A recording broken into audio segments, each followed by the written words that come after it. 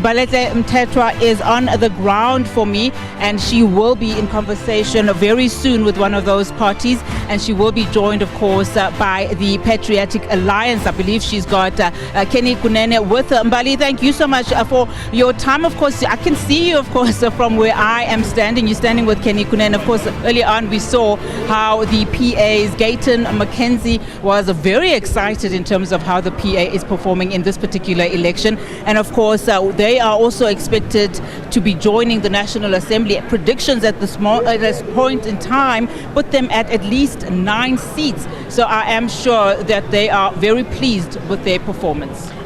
Yes, certainly. They are very pleased with their performance. But right now we're going to talk about the composition of the provincial legislature.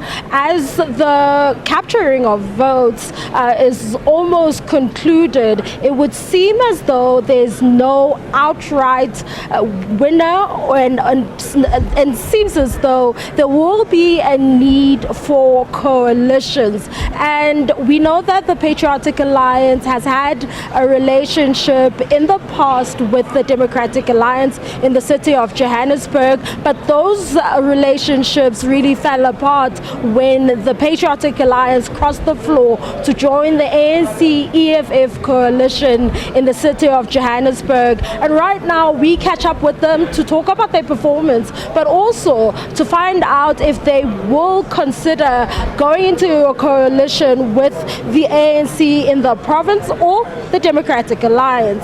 Thank you so much for taking the time to speak to us. I'm sure your performance in Johannesburg, in Gauteng, really, what do you make of it, and how do you feel about it? Do you feel that you performed as was expected, or do you feel you could have done better? Thank you very much for having us. Yeah, I think we could have done better, but we are happy with where we are. We have grown, and for us is the confidence that Gauteng people put into us. Obviously, Gauteng was hotly contested. The vote was very much fragmented, but we are there. I think at top 7 or top 8. So we are happy with where we are. Okay. Now, coalition arrangements, I know those talks are going to be starting very soon after the announcement of these election results. And have you decided as to who you would consider working with? Are you still open to working with the Democratic Alliance, or will you continue a relationship with the ANC? We've been consistent since 2021 that we'll work with anyone who understands the principles of service delivery, who understands the principles of clean governance, but also who understands our manifesto points, that all illegal immigrants must be mass deported, God must be brought back into schools. So whether it's the ANC or the DA, whoever agrees with these basic principles that we are putting on the table, we will go with them. We are not married to any political party. We take it as per discussions, as per deliberations, and obviously how do we then constitute that government. Certainly, and we understand that, or there have been suggestions from some smaller parties that are represented in different councils in the province, saying that following these elections there might be fresh conversations or negotiations at municipal level, which could change the composition of the mayoral candidate as well as the MMCs that we see holding office right now. Is this true, and can you attest to this? We are not aware of such. However, in the city of Johannesburg, the coalition is all right, obviously with its own teething issues. But in Ekuleni, the ANC again reneged on their agreement with us. Although the EFF actually embarrassed them in a meeting and said, but we agreed that you can deploy the PA in whatever capacity. However, you are the ones that refused. but it was such that the ANC in the province was the one that forced the ANC on the ground not to give us a position. So we are not part of the coalition in Ekurhuleni at all. We are in the opposition benches in Ekurhuleni, and that's how we have been exercising our vote. That's how we have been exercising that oversight role on what is happening there. But in the city of Johannesburg, if there are renegotiations, we will then hear at that particular point. But as one have said before, we are not married to any party. We will go in coalition, whether with the ANC, with the DA in Gauteng. But if there's anything that has to change in the city of Johannesburg, it will have to be a discussion with the different political parties.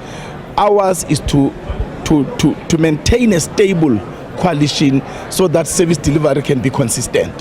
But we cannot do that at the expense of bigger parties or parties that seek to prevent us from exercising that service delivery mandate. Certainly. There have been rumors that the minority candidates who have taken on the mayoral position were just placeholders until after the elections, and this is where the rumors came from and the question around the composition of the municipalities and the coalitions that currently exists in those areas. Will we see the mayor changing after this, or are we still going to see a minority party candidate holding the fort in the city of Johannesburg and the other municipalities where there is a coalition? In the city of Johannesburg, Mayor Gwamanda has been doing a sterling job. He's been able to manage the parties excellently. He's been able to lead this coalition with honor. So I don't see why he would be removed by anyone. But in our political management committee meetings, that has not come up. Maybe some people are waiting for elections to finish and then to come and say, no, we are removing you, we are putting so and so. At the end of the day, we are on our way 18 months now to 2026 local elections. So we are going to concern ourselves as the Patriotic Alliance to go back to the ground and to prepare for the 2026 local elections. Our plan is to run at least a few municipalities with the majority rule and a metro or two, so that we can demonstrate to South Africans that when they've given us outright power, how are we going to transform those particular and turn around those particular municipalities? Certain parties have voiced their conditions for coalition agreements, some of them demanding positions within the composition of MECs. Do you think, as the Patriotic Alliance, you would want to have, or you've set your eye on a certain position and this is your condition that you've set for a coalition agreement with any party at the moment? No. Look, in Gauteng, we have not discussed as a party what our demands would be. But of course, we've been consistent that when we vote for you to be premier or mayor or president, we must share power. And obviously that power means sharing portfolios. So indeed, when we have those discussions, we will then raise the issue of the MEC portfolios, positions that must be allocated to the Patriotic Alliance, and then we'll take it from there. Okay. The Northern Cape also no outright majority there, and it seems it's a given for some that the Patriotic Alliance would go into a coalition with the ANC there. Do you see yourselves doing that? Look, the ANC has other options. We hear that they are talking to the DA. The DA say they are talking to the ANC. We hear that they've got a deal. So it's not a given. But again, if they call us, we'll sit around the table.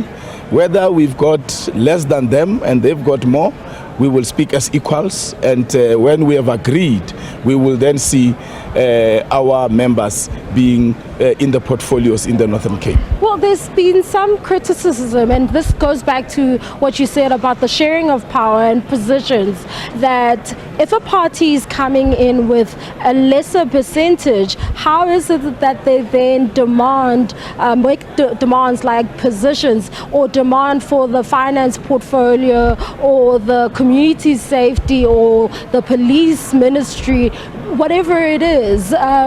What do you make of those comments? Do you feel that you can make those demands even though you're coming in with a lesser majority? It's a nature of coalitions. When the voters spread their mandate, you can't then say this one was voted and he got one seat and therefore he can't speak loudly around the table. Then you are saying those who have voted for him can't speak loudly. So the voter has spread the vote, and therefore the voter said you are equals. Go and work together. The president of the Patriotic Alliance always make an example. You have coffee, I have milk, you have hot water, I have a cup, you have a teaspoon. If we don't bring them together to service our people, to give our people coffee, there's no coffee. So it's the nature of coalitions. There must be power sharing. If you don't want power sharing, win outright. Okay, there's also talks of changes to the laws that govern who makes it to council, and the suggestions there are that if a party does not get at least 1% of the votes, 1%. They should not go to council or take up any position, because many of the people who are in council are not necessarily they don't have wards, they have not won any wards, but are PR representatives. And the question has been, why are they then coming into government as PR representatives, which obviously then ties into what might happen in the province? The problem with the ANC is that when the law that they have made doesn't suit their agenda, they want to change it to suit their agenda as if they will remain there. The ANC wants to change that because they think they will remain number one. And South Africans in these elections have given them a warning shot, the same way they did to them in the Western Cape. It has now happened in KZN. So they are doing that because it suits them and the DA. But in the long term, they will want to change it. And I'll make an example. Mzwandile Masina in Ekurhuleni, when he was the mayor, he then made council to pass a resolution that you cannot do a motion against the mayor or on the mayor before 6 months lapses. Then a motion was done, the DA was in power, they could not do a motion, they had to wait for 6 months. And then they now wanted to go to council to reverse that. So that is the ANC. They bring up laws, and when they are there, they want to change them. It is the structure of the Municipal Act, how councillors get constituted. You get the wards, you get PR councillors. You can't change that. And I don't understand when they also say in that particular law that they want to change, coalitions must be binding.